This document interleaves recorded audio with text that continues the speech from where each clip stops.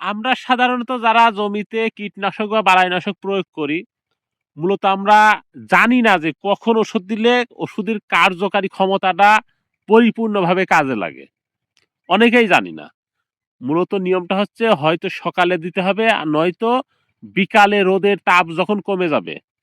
কারণটা হচ্ছে যে ওষুধের যে মাত্রা বা প্রক্রিয়াটা, এইটা গাছের গায়ে ঠান্ডা আবহাওয়াতে কাজটা বেশি হয়। মানে রোদের তাপে কিন্তু কাজটা কম হয়। বাতাসে মানে হাওয়াতে শুকাতে হবে। রোদের তাপে শুকালে কিন্তু কাজ হবে না। তাই তো আমি চেষ্টা করি সবসময় হয়তো সকালে কুয়াশায় দেয়া আর নয়তো বিকালে দেওয়া, যে সারারাত কুয়াশায় আবার ভিজতে থাকবে।